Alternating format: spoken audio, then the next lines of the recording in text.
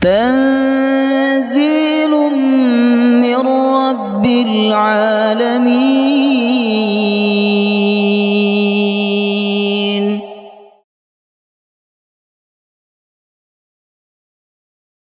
يا أيها الذين آمنوا إذا قيل لكم تفسحوا في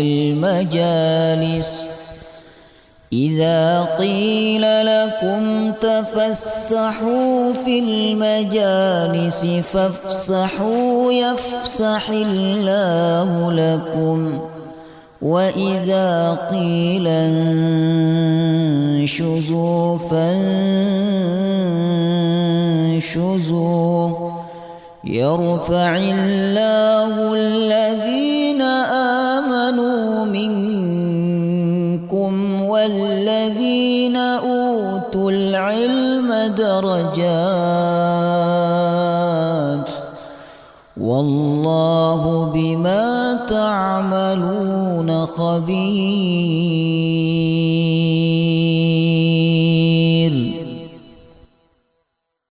الحمد لله رب العالمين نحمده ونستعينه ونستغفره ونعوذ بالله من شرور أنفسنا وسيئات أعمالنا من يهده الله فلا مضل له ومن يضلل فلا هادي له وأشهد أن لا إله إلا الله وحده لا شريك له وأشهد أن محمدا عبده ورسوله لا نبي ولا رسول بعده.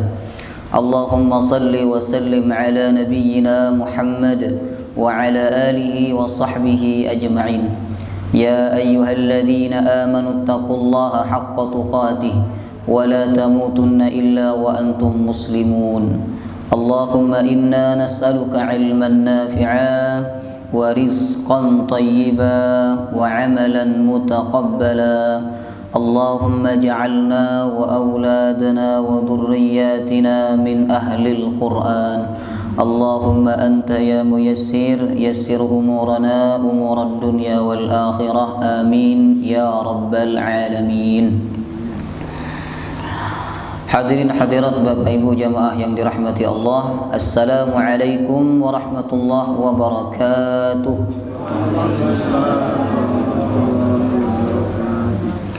Alhamdulillah, di waktu yang mulia ini, ma bainal maghrib wal isya, di antara maghrib dan isya, kita diberikan kemudahan oleh Allah Subhanahu wa taala untuk mengisi waktu ini di dalam majelis ilmu dalam rangka membaca dan memahami kitab suci Al-Quranul Karim.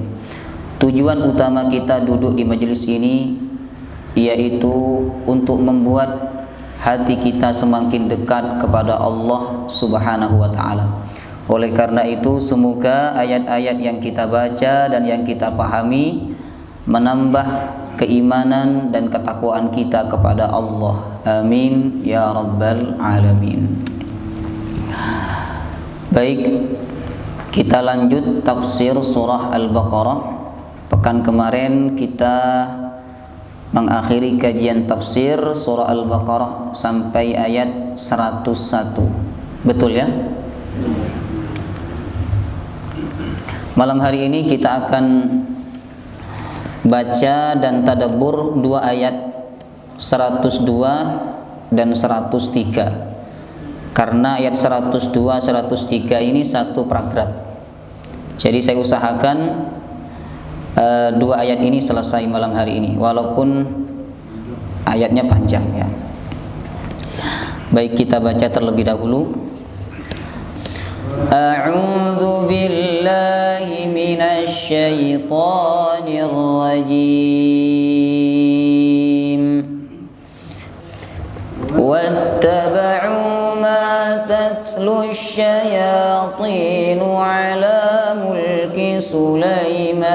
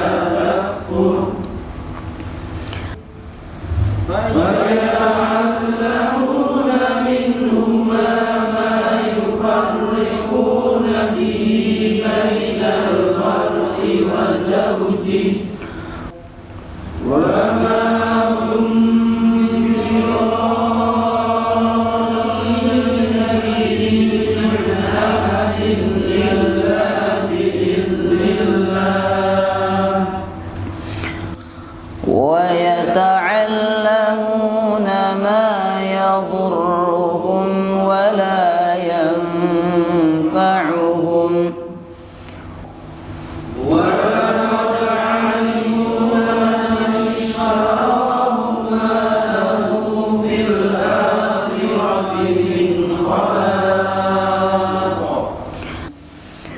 ولبئس ما شروا به أنفسهم لو كانوا يعلمون ولو أنهم آمنوا واتقوا لمثوبة من عند الله خير لو كانوا يعلمون. Ayat 102 ini termasuk ayat yang memiliki sebab turun. Al-Quran itu ada yang memiliki sebab turun, ada ayat yang tidak memiliki sebab turun. Nah, surah Al-Baqarah ayat 102 ini Bapak Ibu termasuk ayat yang memiliki sebab turun. Sebab turunnya disebutkan dalam tafsir Al-Qurtubi, tafsir Al-Qurtubi, bahwa Rasulullah SAW pernah menceritakan kisah Nabi Sulaiman, dan saat itu Nabi menyebutkan bahwa Sulaiman termasuk Rasul Allah Subhanahu wa Ta'ala. Lalu orang Yahudi yang mendengarkan kisah tersebut, mereka menyangkal, kata mereka, Sulaiman bukan Rasul, tapi Sulaiman sahir, ahli sihir, karena dia bisa terbang dengan angin, bisa berjalan dengan angin karena ilmu sihirnya. Nah, kemudian tuduhan orang Yahudi itu yang mengatakan bahwa Sulaiman adalah seorang penyihir dibantah oleh Allah dengan turunnya ayat ini. Jadi ayat ini turun untuk membela Nabi Sulaiman dari tuduhan orang-orang Yahudi. Baik. Kemudian hubungan ayat ini dengan ayat sebelumnya. Pekan kemarin kita belajar juga tentang orang Yahudi yang mengingkari Al-Quran. Padahal Al-Quran itu kitab yang jelas kebenarannya dan jelas isi kandungannya. Tapi kendati pun demikian, mereka tetap tidak beriman kepada Al-Quran. Alasannya karena Al-Quran itu diturunkan kepada siapa? Nabi Muhammad SAW yang bukan golongan daripada mereka. Bahkan mereka tidak hanya menolak Al-Quran, tapi mereka juga melemparkan Al-Quran di belakang mereka. Ini kalimat simbolik ya. Melemparkan di belakang itu maksudnya mengabaikan dan tidak akan pernah beriman kepada Al-Quran. Beda kalau seseorang itu melemparkan di depan, itu ada kemungkinan diambil kembali. Ngoten. Ketika seseorang itu mengabaikan yang suci, biasanya dia akan melakukan yang tidak suci. Ngoten. Ketika seseorang mengabaikan Al-Quran, pasti dia akan melakukan perbuatan yang bertolak belakang dengan Al-Quran. Ketika seseorang mengabaikan kebaikan, maka dia akan sibuk dengan keburukan. Makanya Imam Asy-Syafi'i rahimahullah ta'ala berkata, sibukkanlah diri kalian dengan kebenaran, dengan kebaikan, sehingga tidak ada peluang bagi kalian untuk melakukan keburukan. Jangan berikan peluang kepada syaitan untuk menjerumuskan kita dalam keburukan. Sebaliknya, orang kalau sibuk kepada keburukan, maka dia tidak akan sibuk untuk melakukan kebaikan. Orang kalau melakukan sunnah, pasti dia akan meninggalkan bid'ah. Sebaliknya, orang yang melakukan perbuatan bid'ah, pasti dia akan meninggalkan sunnah. Karena sesuatu yang buruk dan baik itu tidak bisa bergabung menjadi satu dalam hati manusia. Kalau dia cinta kepada Allah, dia tidak akan cinta kepada dunia. Tapi kalau dia cinta kepada dunia, dia tidak mungkin cinta kepada Allah Subhanahu wa taala.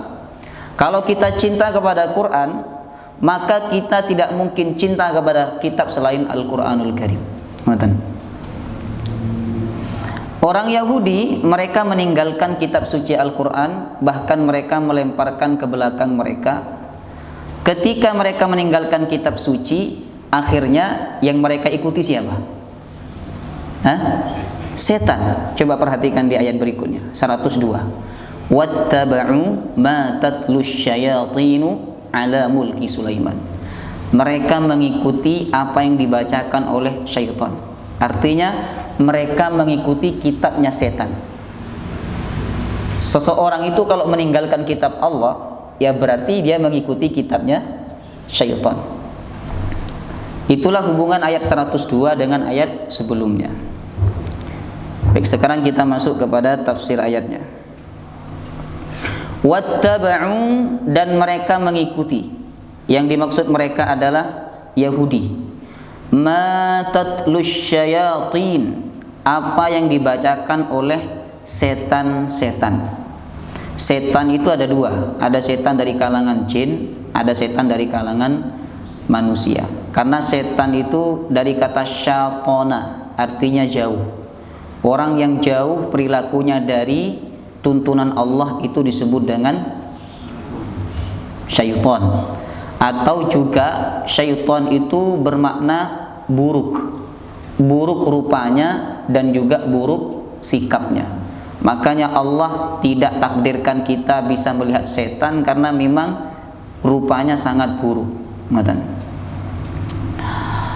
Wattaba'u ma tatlus syayatin, mereka mengikuti apa yang dibacakan oleh syaitan. Kalimatnya apa yang dibacakan oleh syaitan, berarti kalau dibacakan itu ada kitabnya enggak? Kalau dibacakan ada kitabnya enggak? Ada tulisannya, ada kitabnya. Ngatan Bapak Ibu. Nah, kitab apa yang dibacakan oleh setan sehingga diikuti oleh orang-orang Yahudi, nanti kita akan bahas. Tapi intinya segala sesuatu yang dibacakan oleh setan itu pasti sesat, pasti buruk. Ngatan. Beda dengan yang dibacakan oleh Nabi Muhammad, beda dengan yang dibacakan oleh Allah Subhanahu wa taala, itu pasti benar. Baik. Kapan setan membacakan kitab itu? Ala mulki Sulaiman. Pada masa kerajaan Nabi Sulaiman. Orang Indonesia menyebutnya Sulaiman. Itu tidak benar ya. Sulaiman itu di Jogja itu. Kata mereka bahwa kerajaan Sulaiman itu ada di Jogja, Candi Borobudur. Padahal kerajaan Nabi Sulaiman ini ada di Yerusalem. Kok bisa ke Jogja itu bagaimana? Namanya Sulaiman, padahal dalam Quran namanya Sulaiman. Jadi setan membacakan kitabnya pada masa Nabi Sulaiman. Lalu kitab itu diikuti oleh orang-orang Yahudi. Kitab apa yang dibaca? Kitab sihir. Yang dibaca kitab sihir. Jadi sihir itu ada kitabnya. Kenapa dia turun-temurun? Karena memang ada kitabnya. Ngatan. Pernah baca kitab sihir? Pernah? Oh. Kitab sihir. Judul kitabnya apa? Oh, Primbon.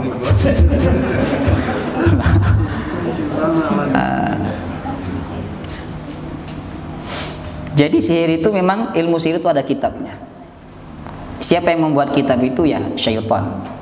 Jadi begini Bapak Ibu, setan itu di zaman Nabi Sulaiman tidak punya kekuatan apa-apa. Karena Nabi Sulaiman diberikan mukjizat oleh Allah, bisa menguasai bangsa jin, bangsa manusia, bahkan hewan juga bisa dikuasai oleh Nabi Sulaiman alaihissalam. Sehingga setan saat itu tidak punya kekuatan apa-apa. Lalu setan atau jin yang jahat itu disebut dengan syaitan.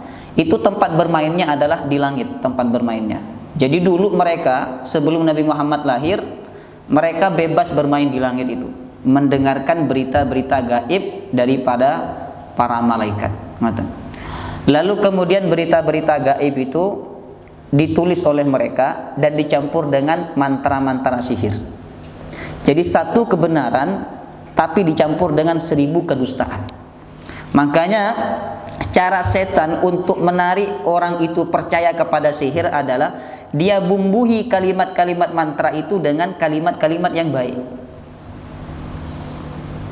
Pernah enggak panjenengan dengarin? Mantra tapi ada kalimat thayyibahnya, ada kalimat-kalimat dari Qur'annya. Contoh-contoh ya. Ini bukan berarti saya ahli sihir lah.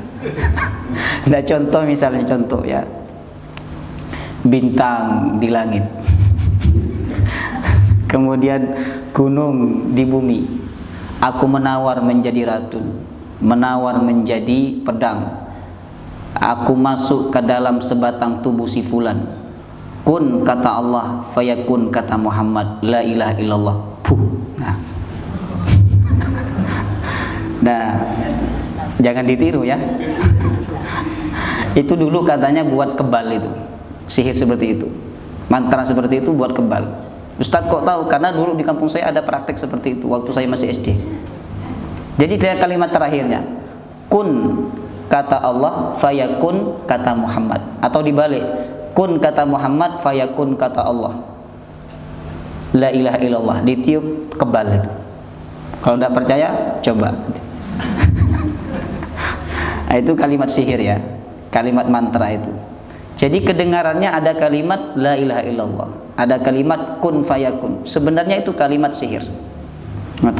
Kenapa dibumbuhi kalimat-kalimat thayyibah? Supaya orang percaya. Jadi setan saat itu menulis ilmu sihir, mantra-mantranya, kemudian sihir apa dan lain sebagainya ditulis oleh mereka dalam sebuah kitab, tapi mereka tidak dapat menyampaikan kepada manusia karena saat itu semua makhluk dikuasai oleh Nabi Sulaiman. Akhirnya yang mereka lakukan menyimpan atau mengubur kitab sihir itu di bawah singgasananya Nabi Sulaiman, diam-diam dikubur di bawah singgasananya. Ketika Nabi Sulaiman wafat, kemudian saat itulah setan beraksi untuk mengajarkan sihir kepada manusia. Maka saat itu setan mengumpulkan semua makhluk termasuk jin kemudian manusia, ya, dikumpulkan oleh dia. Lalu setan berkata, tahukah kalian apa rahasia kehebatan Sulaiman? Dia bisa berjalan dengan angin itu karena dia memiliki ilmu sihir. Saat itu orang-orang tidak percaya. Mana buktinya? Kata setan, kalau tidak percaya silahkan gali tanah di bawah singgasananya. Digalilah oleh mereka. Kemudian didapati kitab sihir. Itu sebenarnya buatannya setan. Kemudian setan berkata, inilah kitab yang dipelajari dan dipraktekkan oleh Sulaiman sehingga dia menjadi orang yang hebat. Dibuka oleh mereka ternyata isinya sihir, mantra-mantra. Saat itulah orang-orang Yahudi menuduh Sulaiman sebagai sahir, tukang sihir. Jadi tuduhan mereka kepada Sulaiman bahwa Sulaiman itu tukang sihir, sebenarnya mereka telah mengikuti syaitan. Wattaba'u ma tatlu syayatinu ala mulki Sulaiman. Dan mereka mengikuti apa yang dibacakan oleh setan ala mulki Sulaiman, atas kerajaan Nabi Sulaiman. Maksudnya di masa kerajaan Nabi Sulaiman. Kemudian Allah membantah, wa ma kafara Sulaiman. Sulaiman tidak kafir. Kenapa? Karena beliau tidak belajar sihir dan tidak mengajarkan sihir. Kafir itu kalau belajar sihir atau mengajarkan sihir itu baru kafir. Walakinna syayatina kafaru, akan tetapi setan-setanlah yang kafir karena dia belajar sihir dan mengajarkan sihir. Ini dalil yang jelas ya, bahwa belajar sihir atau mengajarkan ilmu sihir hukumnya haram dan pelakunya dihukumi kufur atau kafir. Jangankan belajar, jangankan mengajarkan, kita datang kepada ahli sihir untuk minta bantu, lalu kita membenarkan apa yang dia ucapkan, kita telah dihukumi mengingkari ajaran Nabi Muhammad sallallahu alaihi wasallam. Sebagaimana sabda Rasulullah, man ata kahinan, siapa yang datang kepada dukun, au arrafan, atau datang kepada paranormal, fasaddaqahu, lalu dia membenarkan apa yang dia ucapkan, faqad kafara bima unzila ala Muhammad, sungguh dia telah mengingkari terhadap apa yang diturunkan kepada Muhammad, yaitu Al-Quran. Jadi belajar sihir itu hukumnya apa? Haram, pelakunya dihukumi kafir. Matan. Kalau belajarnya sama jin muslim, belajar sama jin muslim haram tak? Misalnya panjenengan belajar sihir kepada seseorang, panjenengan tanya, kamu belajarnya sama jin jahat apa jin muslim? Dia jawabnya jin muslim. Haram tak? Haram.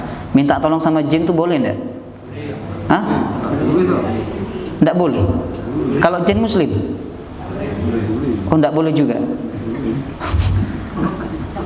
Jin muslim kan saudara kita. Minta tolong sama jin muslim boleh enggak? Boleh apa enggak? Wallahu taala alam, itu aja. Itu jawaban yang paling pas itu ya. Baik. Belajar sihir hukumnya haram atau mengajarkan sihir hukumnya haram ya, dan pelakunya dihukumi kafir. Sebagaimana ayat ini, walakinna syayatina kafaru, akan tetapi setan-setanlah yang kafir. Kenapa mereka kafir? Yu'allimunan nasa sihra, karena mereka telah mengajarkan ilmu sihir. Berarti sumber ilmu sihir itu dari syaitan, dari jin yang jahat. Kemudian wa ma unzila 'alal malakaini bi Babila Haruta wa Marut, dan apa yang diturunkan kepada dua malaikat bi Babila, di sebuah negeri namanya Babilonia. Dua malaikat itu bernama Harut dan Marut. Pernah dengar kisah malaikat ini? Harut dan Marut. Ini banyak kisah yang menceritakan Harut dan Marut, tapi banyak yang dhaif, banyak yang palsu. Termasuk kisah yang harus kita tolak adalah bahwa Harut dan Marut itu diberikan nafsu oleh Allah, lalu dia diturunkan ke bumi, dia minum khamar, dia berzina, dia membunuh. Nah, ini kisah yang batil, dan ini bertentangan dengan fungsi malaikat atau sifat malaikat yang tidak pernah durhaka kepada Allah Subhanahu wa taala. Jadi setan itu mengajarkan sihir, dan sihir yang diturunkan kepada dua malaikat, Harut dan Marut. Jadi sebenarnya Bapak Ibu, yang pertama mengajarkan ilmu sihir itu adalah bukan setan sebenarnya, malaikat Harut dan Marut. Yang mengajarkan ilmu sihir itu pertama adalah Harut dan Marut. Itu pendapat yang dhaif tapi pendapat yang lebih sahih adalah bahwa Harut dan Marut ini diturunkan oleh Allah untuk mengajarkan sihir kepada manusia demi menangkal sihir yang lain. Nah, kisahnya saat itu di Babila, di Babilonia. Babilonia ini ibu kotanya Irak. Ya, kalau sekarang ya Irak. Di Irak saat itu orang-orang Yahudi membuat lingkaran sihir. Kemudian lingkaran sihir yang dibuat oleh mereka itu kemudian menyebabkan pakepluk. Tahu pakepluk ya? Penyakit yang banyak orang saat itu mati. Bukan corona ya. Tapi corona ini bisa jadi juga dari Israel ya. Nah, kemudian selain orang banyak yang mati, sihir itu juga berfungsi untuk memisahkan rumah tangga seseorang, menghancurkan rumah tangga. Ngaten. Maka nanti di ayat berikutnya itu fayata'allamuna minhuma ma yufarriquna bihi bainal mar'i wa zawji. Ngaten. Nah, sehingga Babilonia saat itu rusak, ya, kacau, negerinya kacau karena rumah tangga saat itu banyak yang berpisah, banyak yang hancur. Lalu Allah Subhanahu wa taala menurunkan malaikat Harut dan Marut untuk mengajarkan sihir kepada penduduk Babilonia untuk melawan sihirnya orang-orang Yahudi. Paham ya? Nah, kemudian ketika itu malaikat Harut dan Marut turun membawa ilmu sihir, sebenarnya bukan untuk supaya orang Babilonia itu melakukan kejahatan dengan sihirnya, tidak seperti itu, tapi untuk mengajarkan hakikat sihir. Ngaten. Jadi saya agak sulit menjelaskan ini karena ini malaikat ya. Saya tadi sampai tidak bisa tidur saya mikirin ayat ini tadi ya. Begini Bapak Ibu, jadi malaikat Harut dan Marut itu mereka mengajarkan sihir supaya orang-orang Babilonia tahu hakikat sihir. Begini loh sihir, mantra-mantranya begini, cara menangkalnya begini. Nah begitu. Kemudian setiap kali mengajarkan, malaikat Harut dan Marut berpesan di ayat berikutnya, wa ma yu'allimani min ahadin hatta yaqula innama nahnu fitnatun fala takfur. Mereka berdua tidaklah mengajarkan kepada seseorang kecuali mereka berdua berkata, innama nahnu fitnatun fala takfur. Sesungguhnya kami ini diutus sebagai ujian. Kami mengajarkan ilmu sihir kepada kalian bukan untuk berbuat jahat, tapi supaya kalian tahu hakikat sihir. Dan ini ujian di mana apabila kalian mempraktekkan sihir yang kami ajarkan, kalian bisa menjadi orang hebat. Ngaten.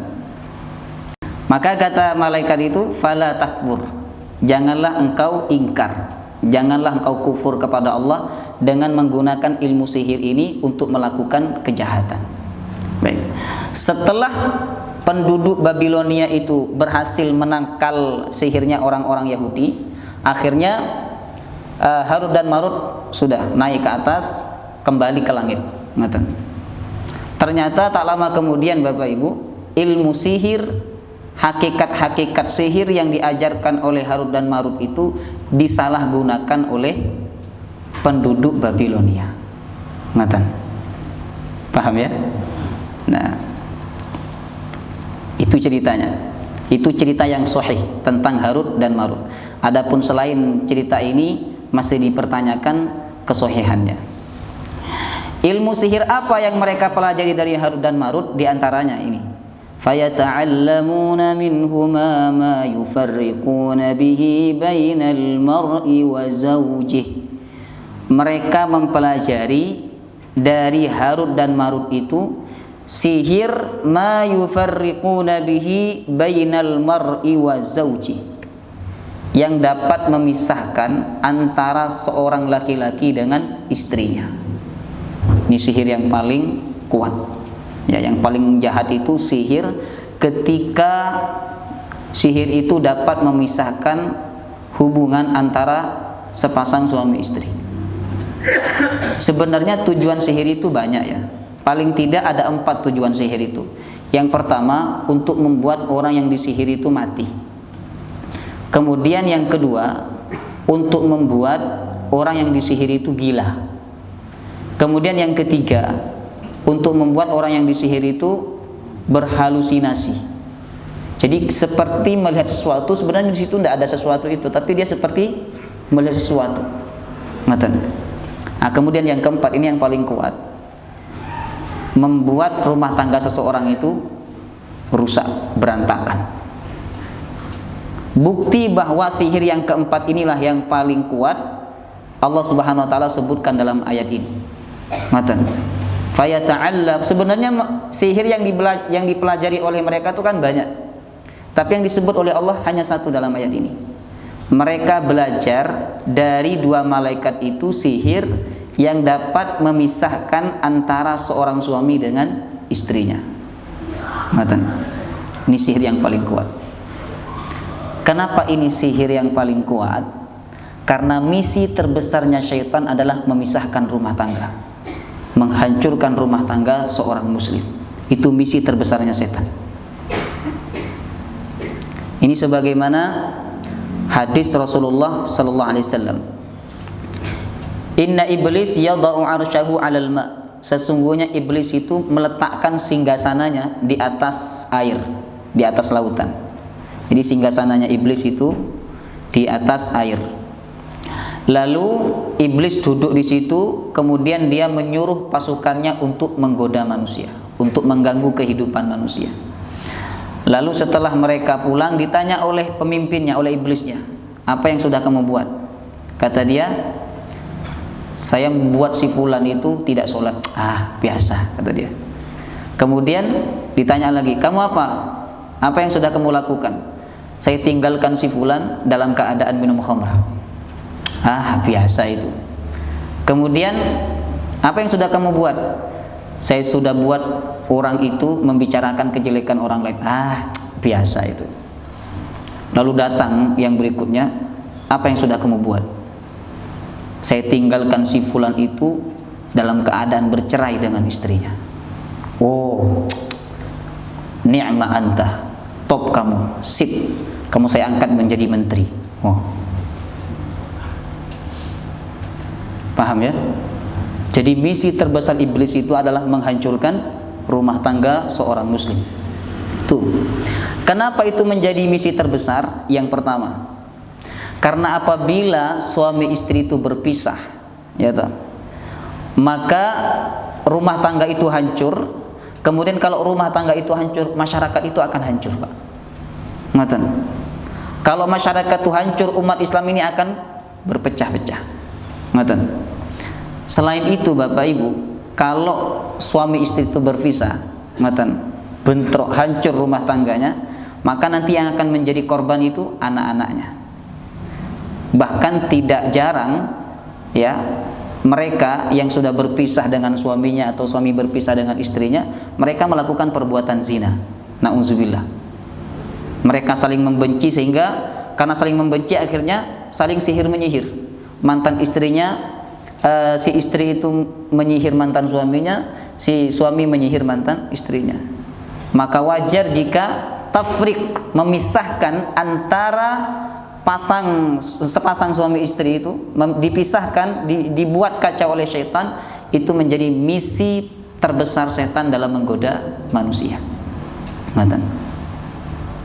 Nah, ini pelajaran bahwa mengganggu rumah tangga orang, merusak rumah tangga orang itu dosa besar.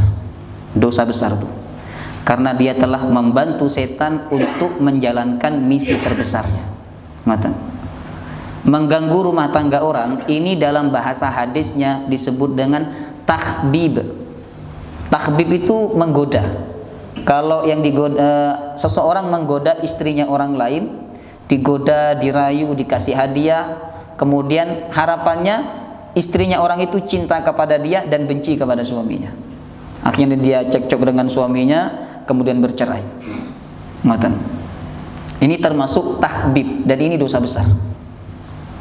Sebagaimana firman hadis Rasulullah SAW, beliau bersabda dalam riwayat Imam Ahmad, "Laisa minna man khabbaba imra'atan ala zawjiha."